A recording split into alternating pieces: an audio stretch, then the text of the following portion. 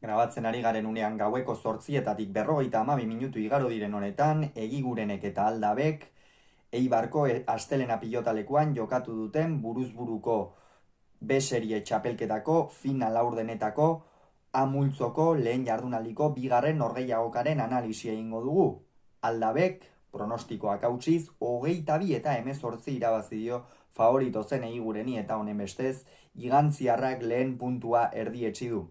Gogoratuko dugu, batetik Joseba Aldabek joan den astean, Unai Alberdi irabazi ziola 22 eta 15 emaitzarekin Azkoitian, Julen Egiguren berriz gaur sartu da txapelketa, baina gogora ezagun,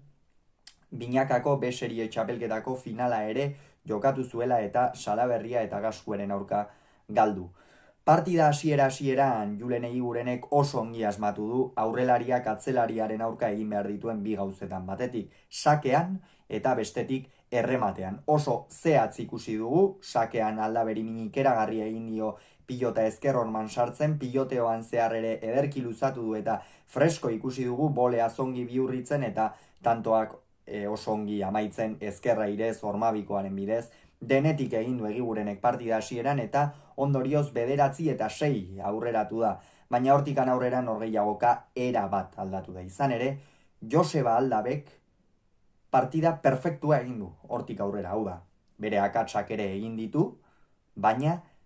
zeinen ederki sakatu duen batetik atzelariarentzat sakea oso arma garrantzitsua da, badakigulako aurreko joko horretan normalean baldarxeagoa edo mugimenduak egiterako garaian ez dituela aurrelari batek dituen gaitasunak, eta Aldabek sakearekin oso ongi asmatu du, eta gero gainera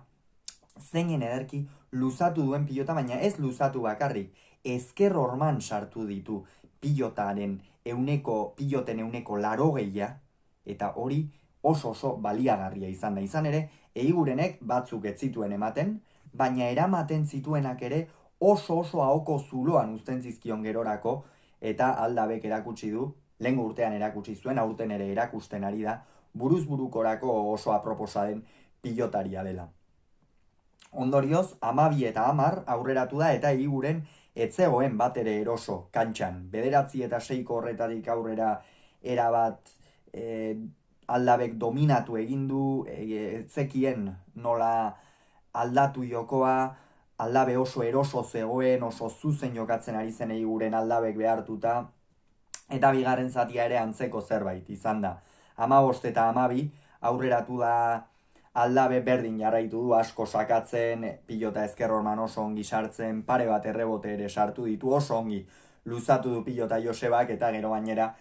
aukera izan duenean amaitzeko eta aurreko joko horretan ere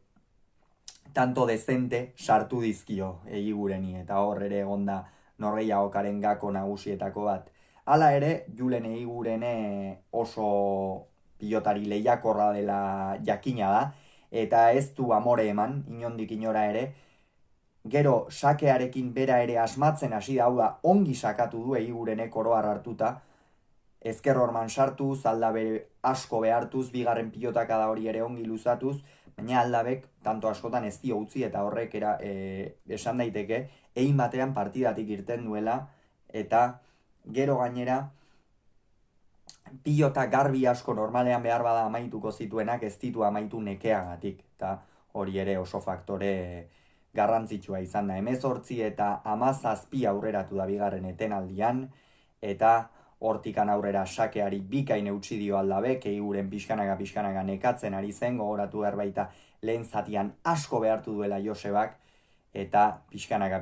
tantoak eginaz, 22 iritsi da, eta honen bestez, datorren asteburuko ez urrengo asteburuko B-serieko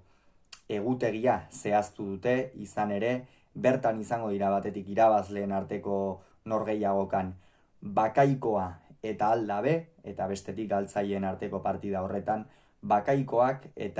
Egigurenek eta Lizeagak jokatuko dute. Hauxe beraz, esan beharrekoa, gogoratu Aldabeko 22, Egigurenek 18, Eibarren.